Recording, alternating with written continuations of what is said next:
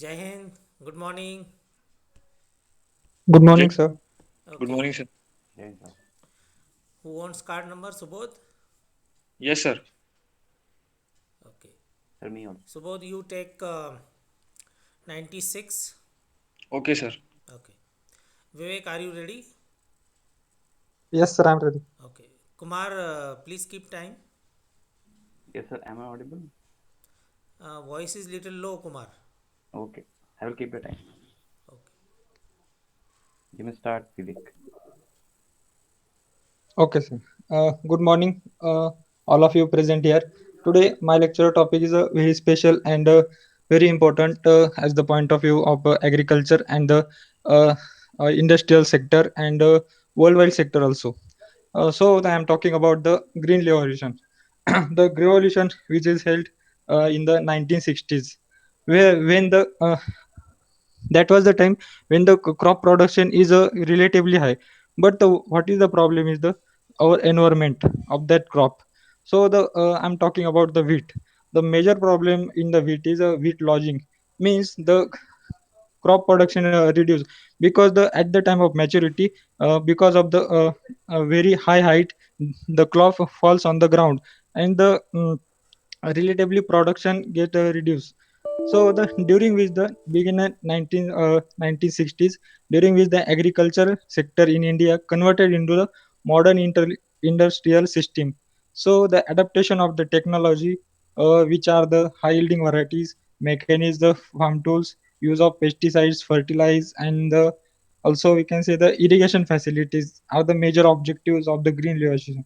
Green revolution, which is mainly held by the MS Swaminathan in India and Mr.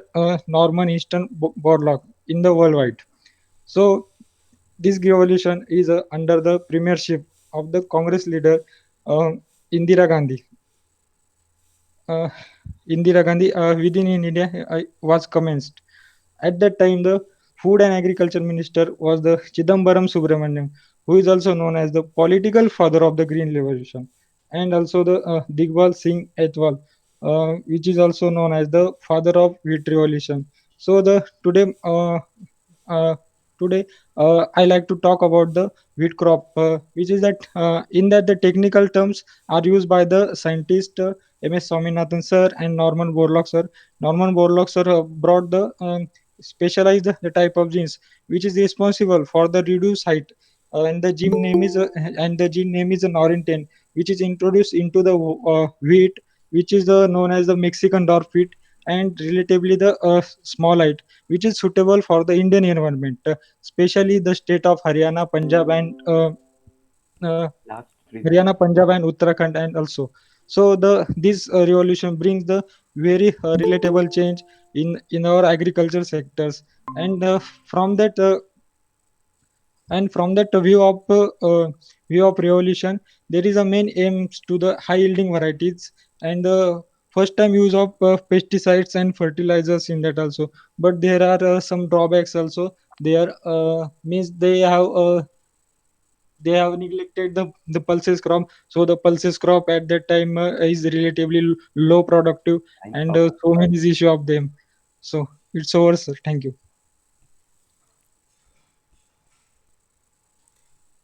okay, Vivek, good.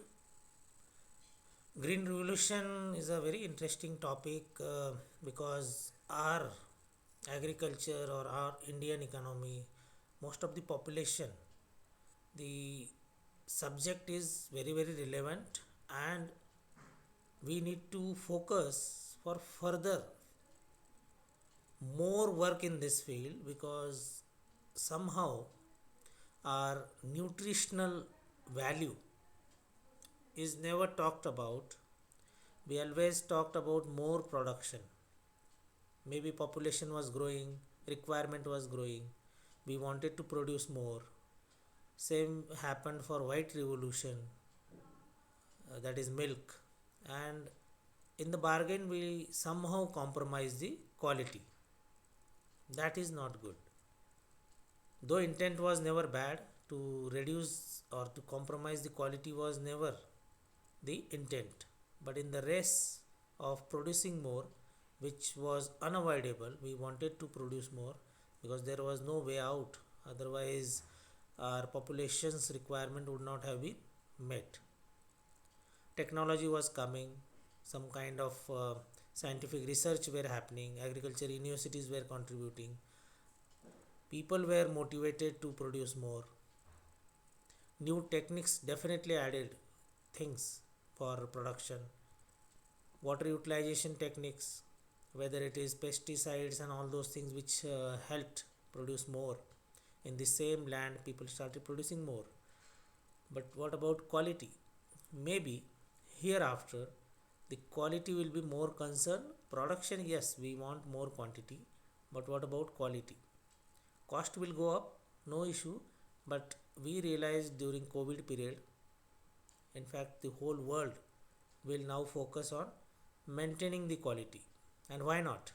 Because we cannot afford to lose our immunity power, our inner strength, physical attributes of our body, human body. They need, they require better nutritional foods in a natural form. And that is how the organic farming will gain prominence, will have more attention. People will get motivated towards it for the survival of human race. Otherwise, we are coming up with lot of diseases, and most of it can be credited to use of pesticides and some adulterations which were happening in our eating related things, whether it is byproducts, oil and all those things, or it is straightway vegetables, even non-veg related things, vegetables plus non-veg. Lot of things, I think the way it should have been talked and researched and propagated, it has not happened, just because there is no human value in India, human life value. We may lose people, nobody is bothered. We may have uh, people's quality going down in terms of immunity, nobody is bothered because the population is too high. But the future generations should pay attention to these things. Slowly our genes will get degraded if we are not attentive to it, and we may have future generations who may be susceptible to smaller uh, pandemics. Low intensity pandemics can wipe out our future generations. Here, if you see, during this pandemic, the resistance level of human beings was tested, whether it is urban areas, semi urban areas, rural areas. We realized there was a different resistance pattern in the urban areas, or even western world. If you see, if we categorize at world level, western world was more susceptible, more vulnerable, because of lifestyle, because of eating habits, less nutritional food if you eat, and your immunity is gone. Of course, there has been some other issues which are your exercise related, lifestyle pattern. You are not working, so anything, even if nutritional you eat, you may not develop that much immunity. So we need to have balance. Better food, better exercise will lead to better immunity power. So green revolution happened, and that is how we are having very good production levels. But we need to focus now for more quantity plus better quality. Okay, good. Vivek, Subodh, ready? Yes, sir. Okay, Vivek, keep time. Second session में क्या मेरा? Yes, yes. Subodh sir, you can start now. Okay. So good morning, gentlemen. My lecture topic is communal politics. So what is the communal politics? Communal politics is basically using a religion in the politics just for the sake of the popularity and to gain votes and to pretend that a particular religion is superior than the other religion. So let us talk about India. India is a secular nation. We all know that. And as we compared India to Pakistan, so Pakistan is totally based or totally formed on one religion, that is Islam, and it is a theocratic country. And India is a secular country. If we compared it, so I will talk about first of all the the ancient India. when in the later Vedic era, when the caste systems were introduced, that is Brahman, Kshatriya, Vaishya, Shudra, so king used to rule the so king used to rule his subject, and because of that, if he wants to take any of the decisions regarding the religion, so definitely he will ask the Brahmins, the priest, and because of that, the priest or the Brahmins have a very important role to incite or to get some of the advice to the king so that they can suppress the lower caste people. So communal politics at that point, at that time, it is not much prevalent, but it is happening over that time. And if I talk about the current era, then it took a very different turn today, because in communal politics, if we want to incite people, if we want to instigate people, so definitely within a fraction of seconds we can able to instigate the people, just because with the help of the social media. Because social media now becomes a very strong weapon. Without thinking or without having much correct knowledge about it, we simply forward that particular message which is based on the religion, and it causes a lot of resentment, as well as a lot of riots will be happened. Just I will give one example regarding the hijab issue which is ongoing in Karnataka, as well as I will also want to give the example which was happened in 2018 in Aurangabad district. It takes completely a political turn if I talk about both the incidents. Sorry, because both the incidents are based on a religion, and it is not means a politician definitely enter into it, and they will enter just because they want for the sake of that people the support when the elections is ongoing in that particular states. Similar thing happened in Aurangabad in 2018. Hindu Muslim riots were there, and similarly it took a political turn. So what is this? Last 30 seconds. We are simply divided on the religions? No, we are the country. We are country in the diversity, and as many of the countries stated that India will not survive, but we are surviving just because of our unity. If one wants to see unity, so definitely one joins NCC, army, and police. There you will see that there will be no communal politics in these organizations. These are the secular organizations, because they know that if we want to integrate, if we want to protect our nation, so definitely unity is So very time much up. important. So lastly, I want to conclude that, and according to my opinion, I think that communal politics is very, very harmful for the unity. And as the saying also there, that united we stand, divided we fall. Thank you. Good, Subodh. Communal politics doesn't suit our secular image, and it is not theoretical. Actually, it is very, very practical, relevant in our history. We were tolerant, we were absorbent, we were inclusive. We were never uh, against anything. If you see in India, the origin of three major religions: Hinduism, Jainism, Buddhism. These three religions originated from India. What is the unique identity, unique feature of these three religions? All three are peace loving. If that is so, maybe world is trying to disturb India's image, and we are falling prey to it. We are not taking care of our biggest wealth. That is, we are so inclusive, so accommodative, so receptive, so open minded. The secular world is actually is our natural behavior. We need not be told that we need to accommodate everyone. That was our natural identity. Within our families, we had so openness that maybe 4 to 5 people are there in family, and all of them may be worshipping different god. Someone may be worshipping Sai Baba, someone may be worshipping Lakshmi Ma, someone may be worshipping something else, and there was no problem.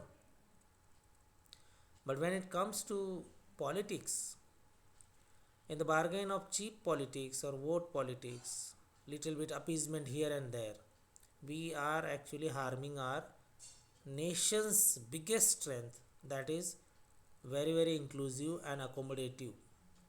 We were tolerant, very naturally open minded. We never had issues of discussing these things in public life. But so it be, we have to take care. We need to fight out and project our image in a correct perspective, because if India survives, world will survive, because in India it can be a test lab where a diverse community structure, if it can survive, world can take lessons. We have every religion's representation in adequate level, and this is how we need to propagate now. We need to demonstrate to the world that if India can survive with so diverse and so complex structure, why can't world live in harmony? Let's take it as a mission. Your generation can take it. You can build up your own surroundings. You can spread that positivity. Instead of talking politics, instead of talking community related discussions, we should talk about nationhood. We should talk about brotherhood. We should talk about progressiveness. Probably things will get in order, things will get resolved, and things will sound human. We are humans. So let's propagate. Okay, who is there? Next. Yes, sir. Okay, Mukesh Saab. So both Sir, give time. excuse me. Please assign a card, sir. Okay, Kumar, you take 38. Okay. Sir, you can start.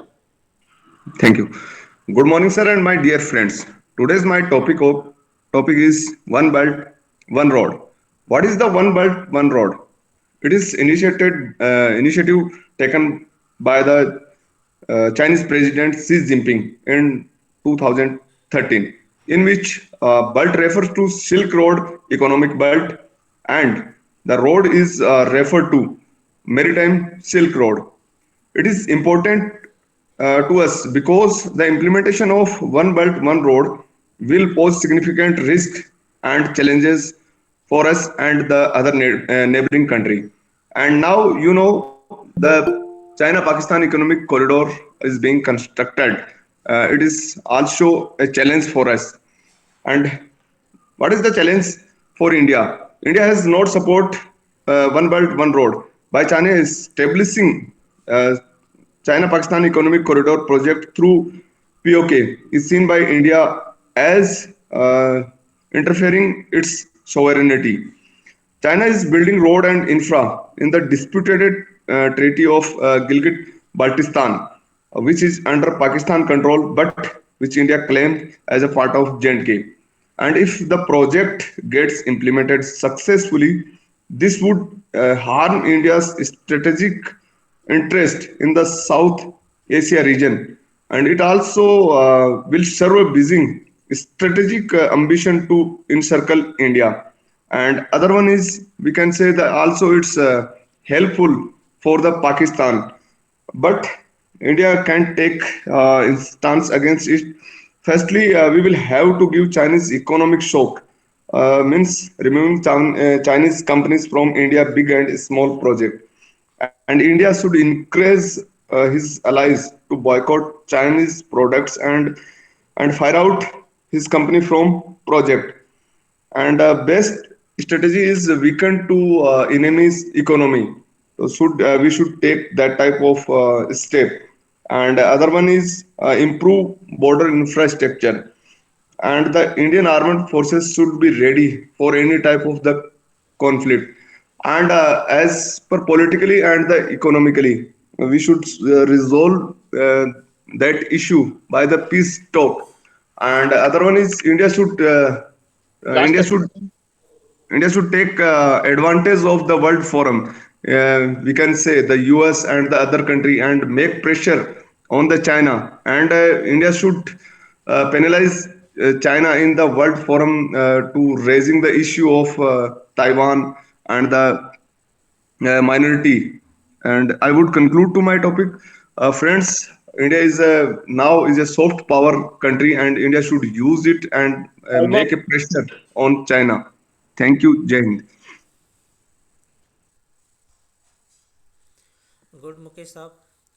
OBOR or BRI, Belt and Road Initiative of China, was actually the center piece policy which was started somewhere in 2013.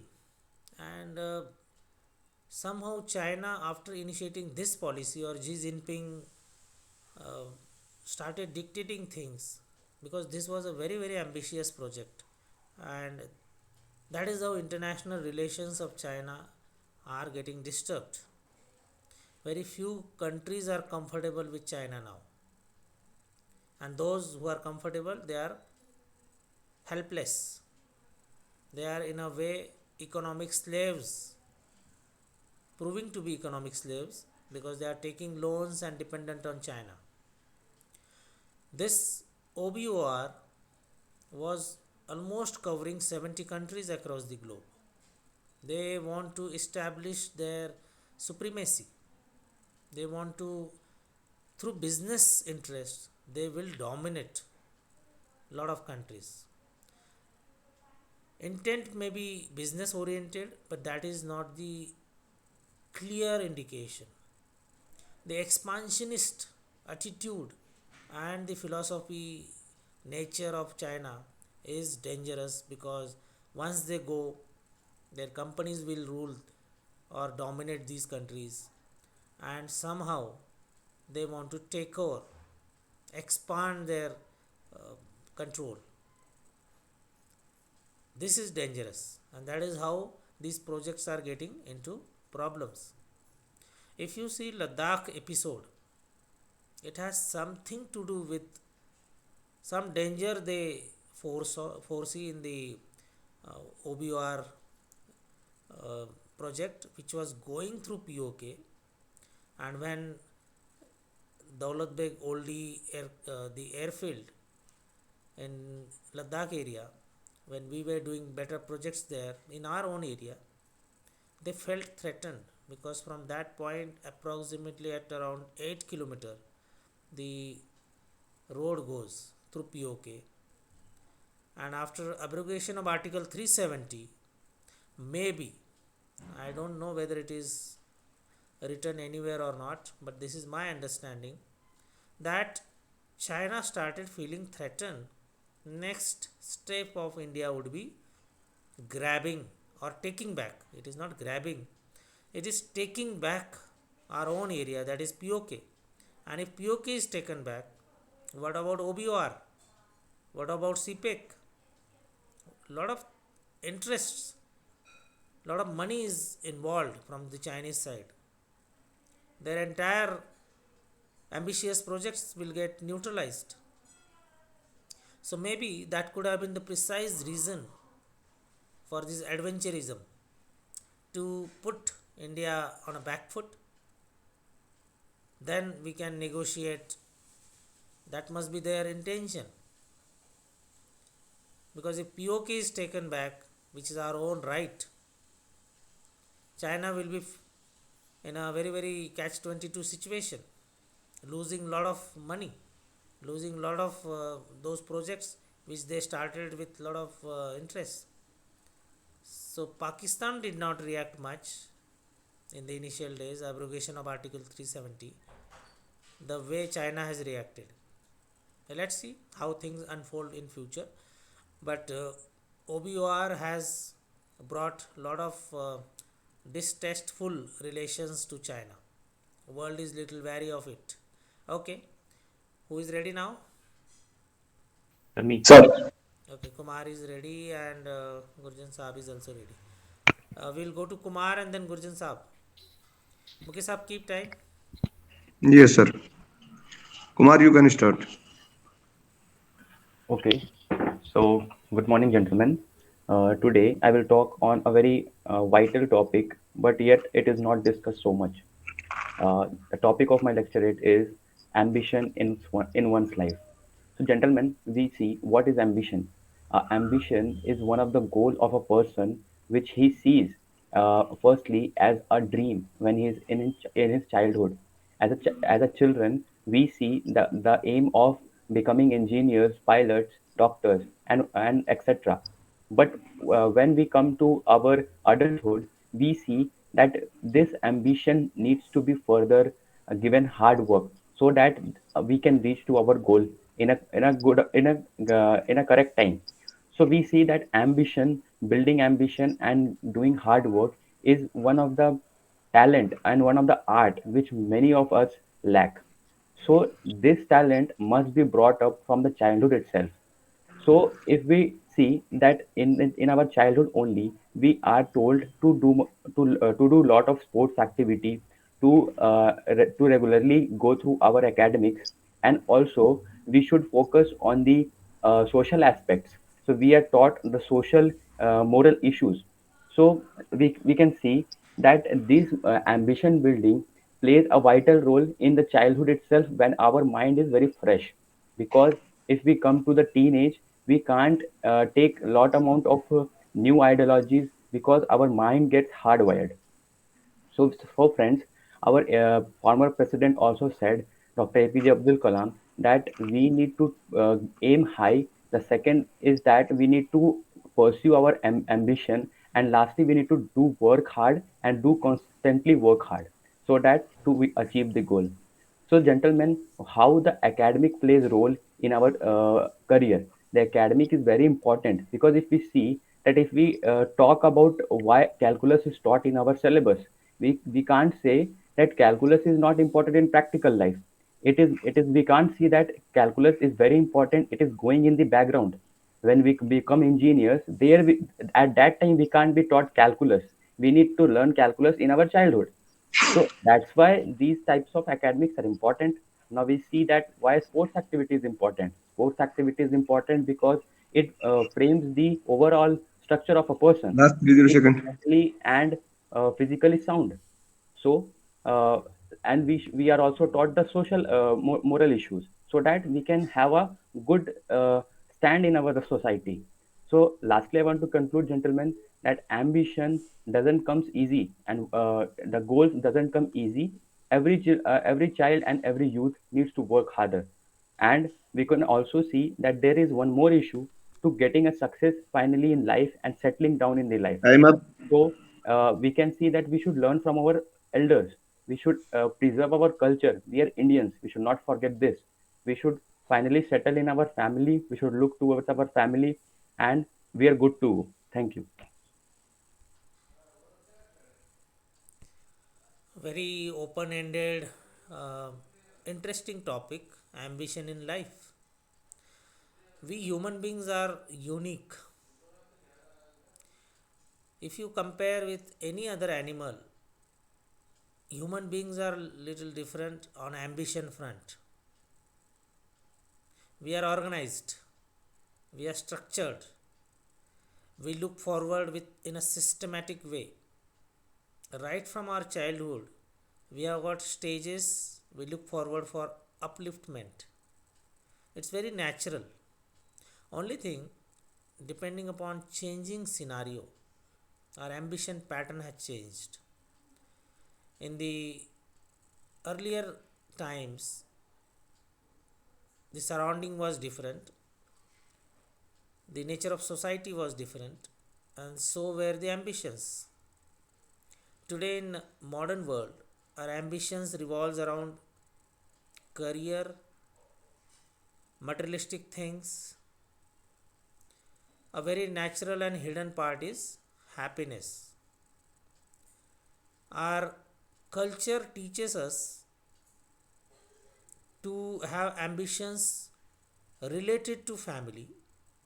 See, any child in the early days, when especially after up to 10th or 12th, really is very inclusive for family. Thinks about parents, I want to do this, that, and parents are on board. Slowly he opens up or she opens up wings, and education related, higher education related things start up. Personal aspirations grow up. Different kind of exposure changes little bit mind here and there. Tough competitions may break you or may boost your confidence. Depends upon how you handle those things. But one thing is for sure, that human beings naturally hold ambitions, hold competitions, hold comparisons, and in a bargain, we have progressive life. As long as it is happening the way we want, we are motivated. Moment it becomes little disturbing, we are demotivated. Our ambitions get fractured. We get totally shaken up. But this is how life is. It is testing our temperament, our capabilities, our motivation level. So my recommendation is, you all are in youth stage. Think big. What Kumar was saying, Dr. APJ Abdul Kalam's one of the teaching, because that is first step. If you start your journey heading towards one city, you know where you are going, and accordingly the plan gets successful.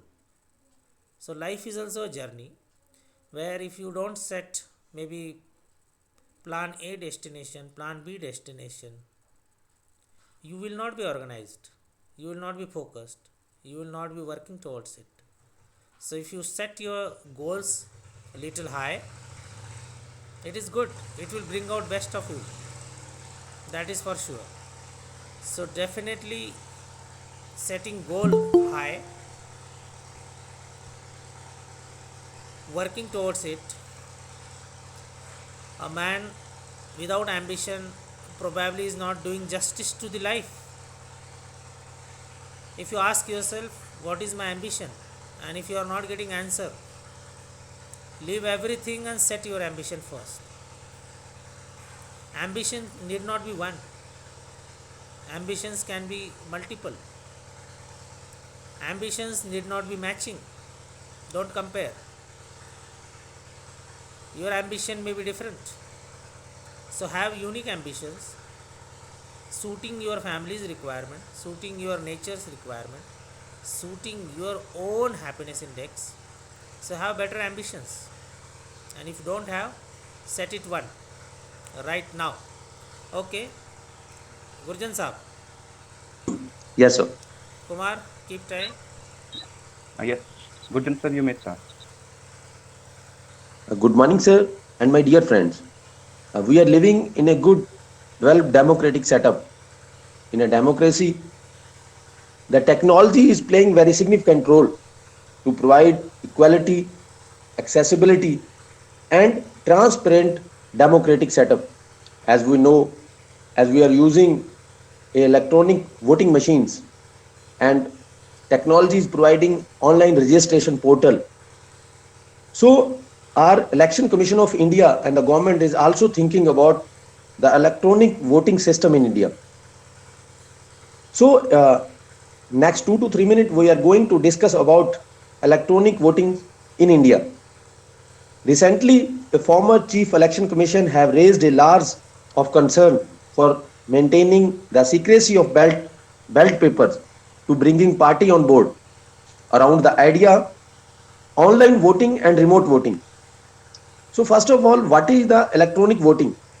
Electronic voting, it's allow electors to vote from far away cities without going to any polling station. So India, sir, one of IIT Madras is developing a two-way remote voting system in a control environment using a blockchain technology.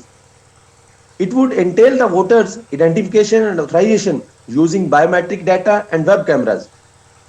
And in the international scenario, many of countries like US, Argentina, Russia, Thailand, South Korea, in the past, they have also utilized the blockchain technology for voting process. The Election Commission of India have had used this way in electronic system in 2019 for service voter. In this way, the service voter transfer their ballot papers through electronically media. It has been success. Some of the issue with the electronic voting. First issue is the reliability of electronic voting. voting. As we all know, the EVM is questioned by the many of political party. Then this risk can be with this electronic voting of reliability. So we should think about it, how we can implement it, how we can include the many authenticate feature in electronic voting. And the another issue is with the privacy of data, because if we are putting our personal data on online, it will be this risk to hacking the data and you misuse of our personal data. So we should think about on the way forward how we can implement it. First, our election commission and our government should made a policies and also incorporate security feature in electronic voting system. And also with the technology we can make it very secure manner by secure authentication, biometric access and encryption tools. Lastly, I conclude my topic with this point.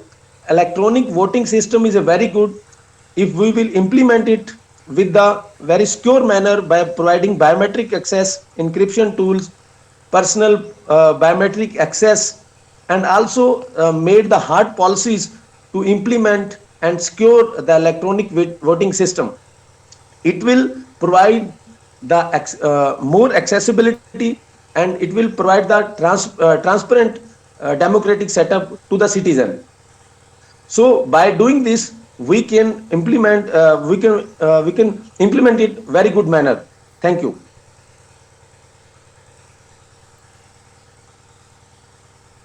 Very relevant topic.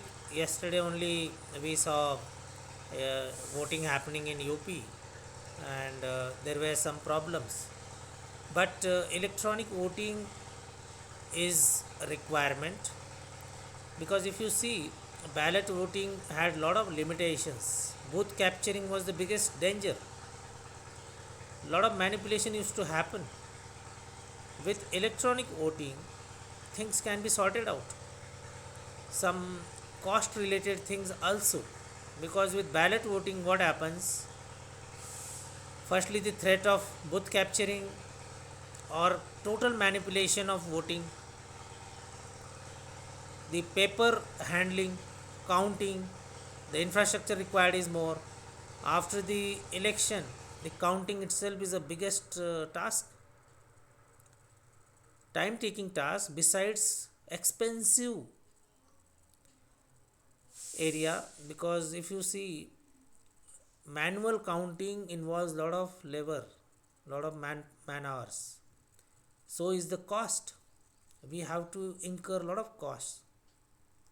Secondly, if we have better law and order, better control, better CCTV systems, and transparent politicians, political parties, law abiding citizens, if everyone coherently work for better election system, then it will work. Otherwise no amount of uh, technology will help us. But country like India, where population is too high, we cannot afford to lose so much of time, energy, money on elections, because see the levels of elections, multi-layered elections, central government, state government, local bodies, so much of expensive affairs. So EVM is probably suiting Indian um society, because if we want to progress, if we want to make things much better, less time taking, less expensive, so EVM is a solution. But on EVM there were allegations of tampering and this that, though it is not proved. But no amount of technology will be uh, foolproof unless and until human beings involved in it are right intended, law abiding. So EVM cannot be blamed. EVMs are good, especially in our context, to avoid time factor and expensive nature of it. In future, probably it will be totally uh, electronic based, to the extent, who knows, it can be through some kind of emailing online. Because if once biometrics are sure, Aadhaar based or something like that, then we know who has voted and who has not. So maybe in future, beyond EVMs, we may have online kind of things. Never know. But we need use of technology in elections, because we are a very very complex structure, multi-layered elections. We cannot afford to have that conventional ballot voting. It is very very expensive and time taking. Okay, good. Gurjant Saab, who is now next? Ravi is only left. No, Omkar is there. Okay, Omkar, Ravi. Omkar. Yes, sir. Okay, Gurjant Saab, keep time. Can I Sub. switch on my camera, sir? Yes, yes, Omkar. Okay, thank you, sir. Gurjant, sir, can I start? Yes, yes, you can start. Okay, thank you, sir. So, first of all, good morning, sir, and my dear friends. As we see in surrounding, there are all we surrounded by the electronics equipment. From the 1930s, there are many of development is happen in electronic sector. First of all, the diodes, transistors, and after that we started to making the DVDs, black and white TV, and then in 80s the color TV is in the is developed. Then in telecommunication also happen this progress from the 19th. Now we have used advanced tablet, PC, laptops and computer. This is all happen through by the electronics, advanced electronics. So today's my lecture topic is the importance of electronics in society. The electronics uh, is a branch of engineering which plays a key role in all the sectors like defense. The multiple device like radar and other radar aircrafts and all other the electronics are controlled by the electronics. The main part of electronics is microprocessor and microcontroller, which is take the commands from as per the user set it. By user giving the command, it will act as uh, act act act as a user defined. So it totally depend on human being. We can control anything through the electronics. There are multiple also in common community. We use telephones, smartphones. Their total is a development of electronics. Also, it include the programming parts that involving to program the microprocessors and microcontroller. There are subsequently the main parts of the electronics is resistor, capacitor, and inductor, which is the basic elements of electronics. On the printed circuit board, the main part is resistors and other other also the transistors and Last 30 MOSFET seconds. is development further. Lastly, I want to conclude that for the development of electronics and telecommunication, the government started many of plans. He promote the semiconductor industry in India and manufacturing the multiple components of electronics in India to provide a good support for electronics industry. Also, the Atmanirbhar Bharat make a good initiative.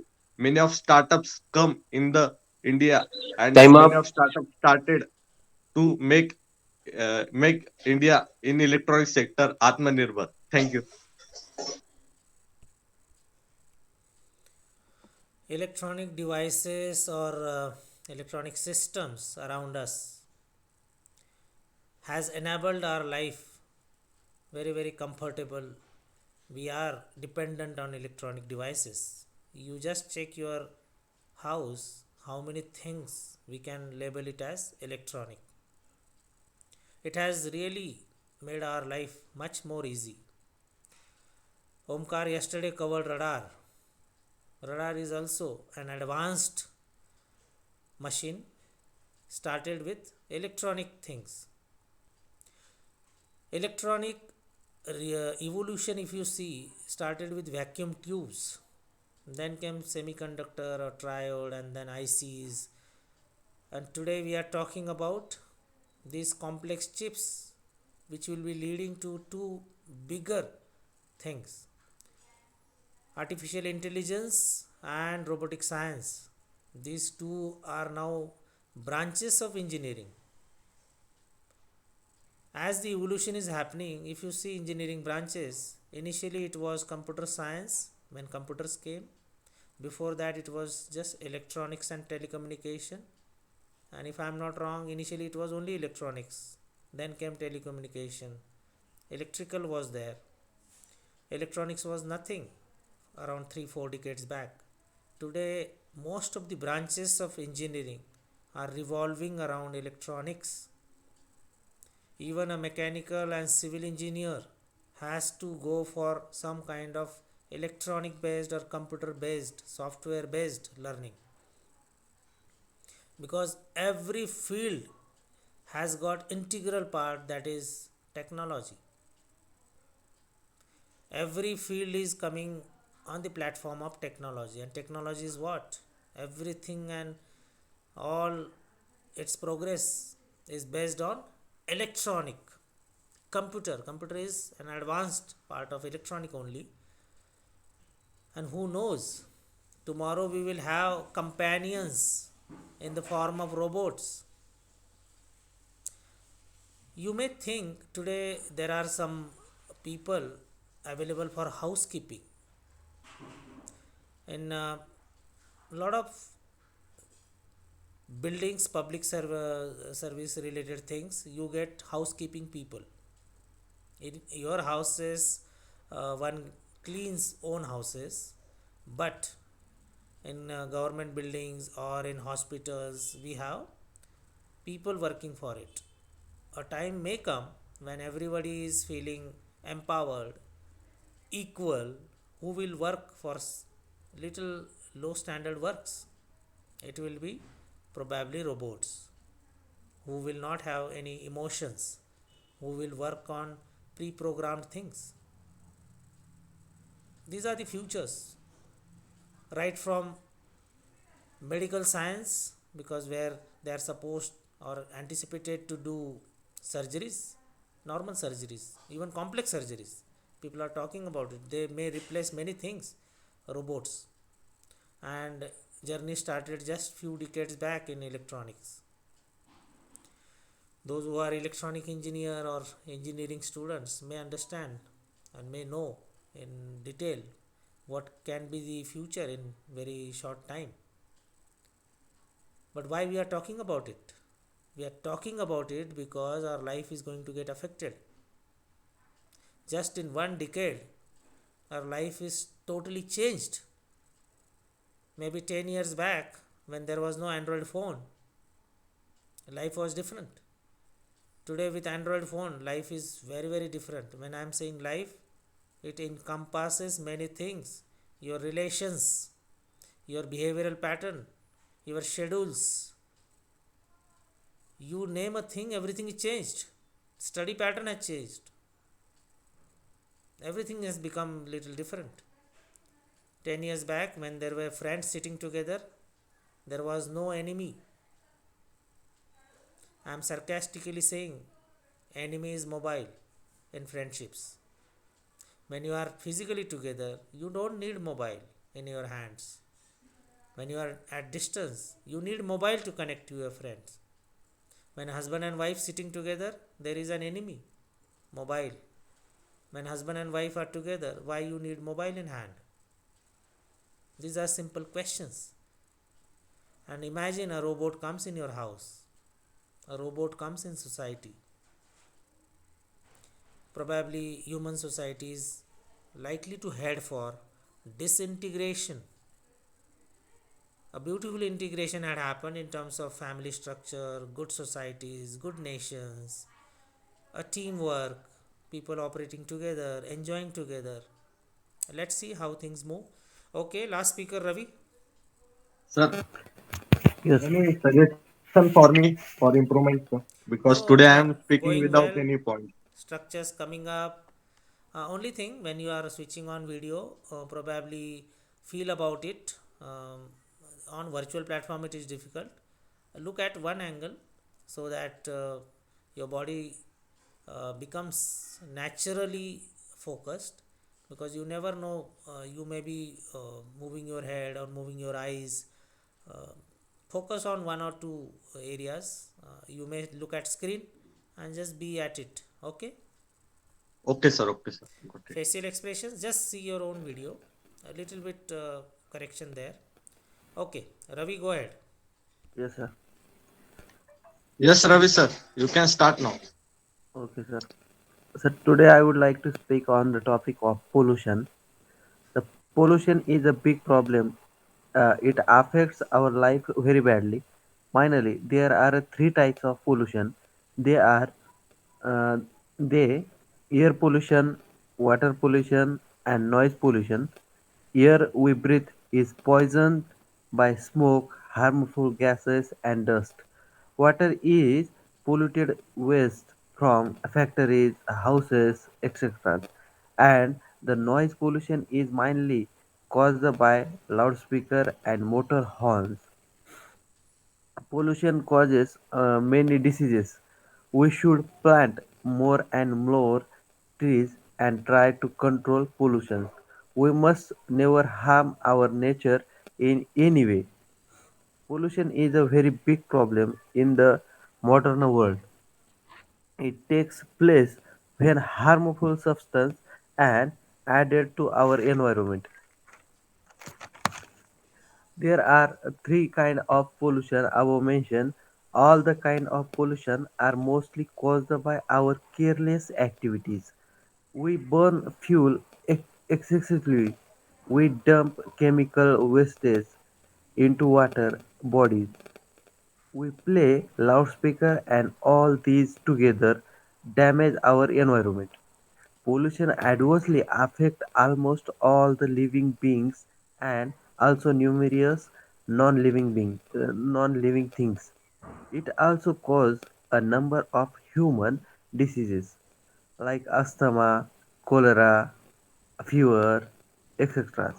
Government and experts are over the world are very much worried about the problem to control and reduce the pollution severely. To control and reduce the pollution, several laws have been passed and rules have been made. So I think we should. It is our responsibility to understand the which factors are responsible to the being pollution increasing in our society, and we should be it is our responsibility to avoid these things which is harmful for Last our 30 society. seconds. Okay, it's over, sir. Thank you.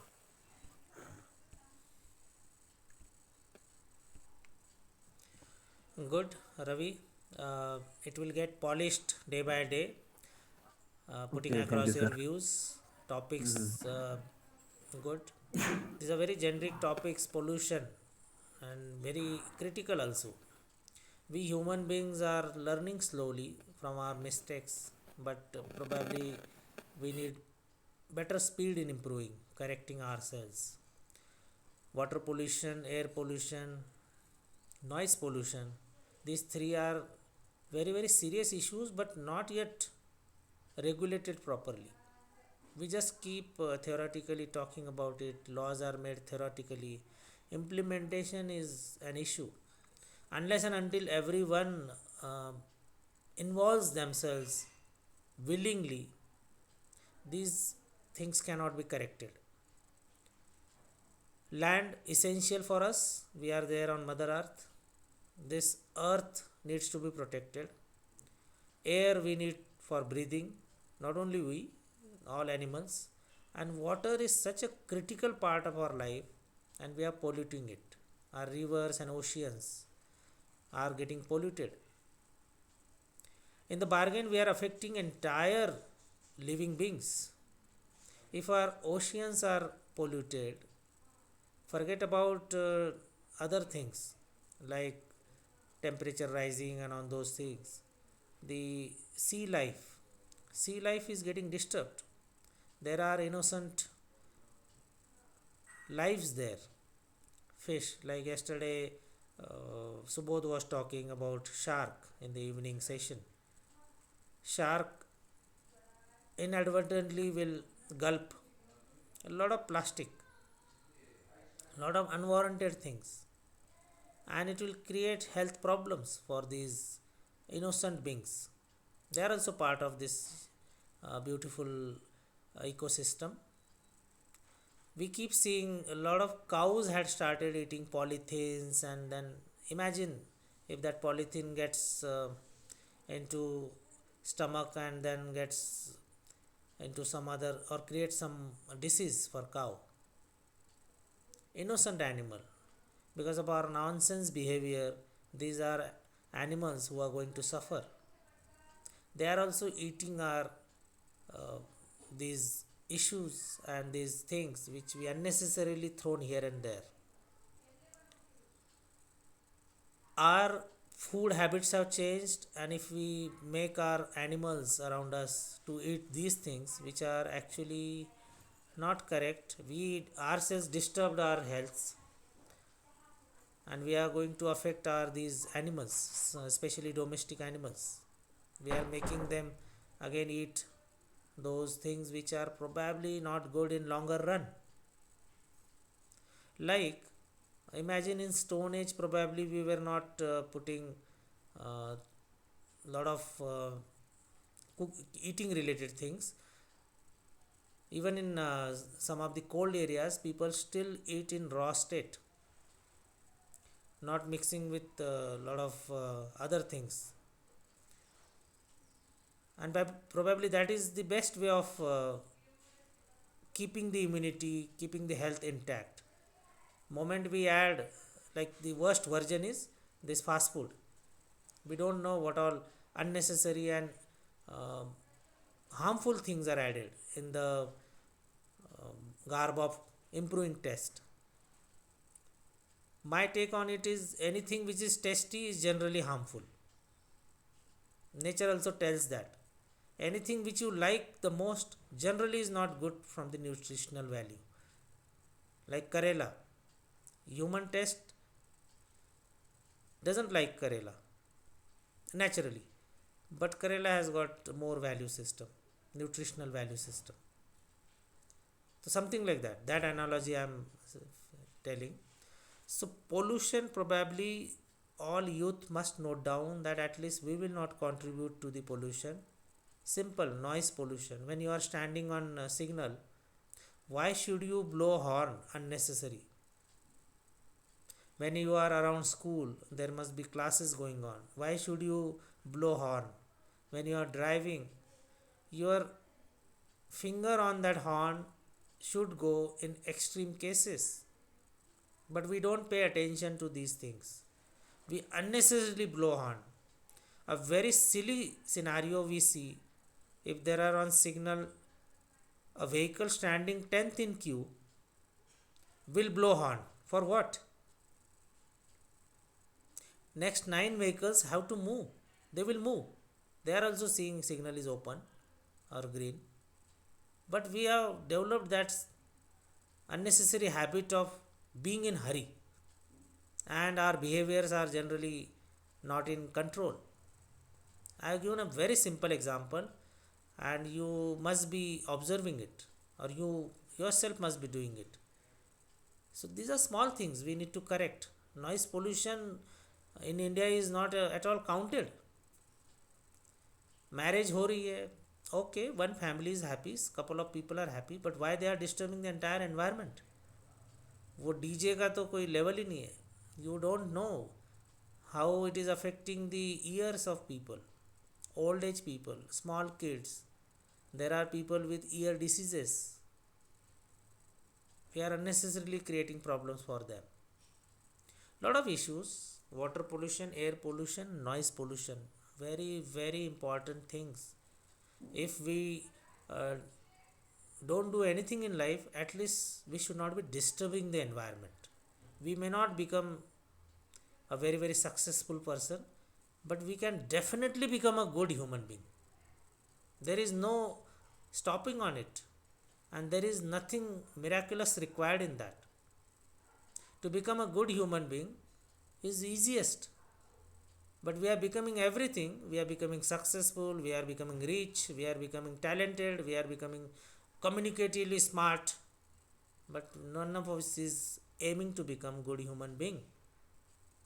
So when Kumar had topic, that time I thought, I did not say, I think our natural ambition should be to become good human being. In army it is said there are two aim. One is becoming successful officer, that means getting promotions and rising high, and second is becoming good officer. A good officer is a very, very interesting thing to know.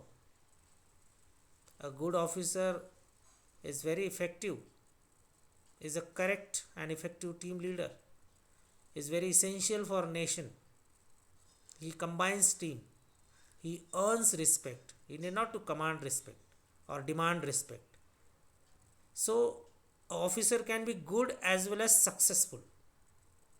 So you all can reach to your destination, dream destination. You may become whatever you want to become, but become both: first good and successful. You must rise, but that second is secondary. First is become good human being, good officer, or good whatever profession you choose. Good doctor, good engineer, good architect, a good businessman, and second is success. So amalgamation of these two aims will be a icing on the cake. Okay, we had a lot of time today because less speakers were there. Ideal scenario where we can elaborate on topics. We will end here. Any doubt? No, sir. Okay. No, sir. Okay, have a good time. This is weekend. We'll meet on Monday. Sunday we will see a generic defense related activity we'll do. Okay, bye. Jai Hind. Jai Hind, Thank sir. you. Okay, sir. Jai Hind.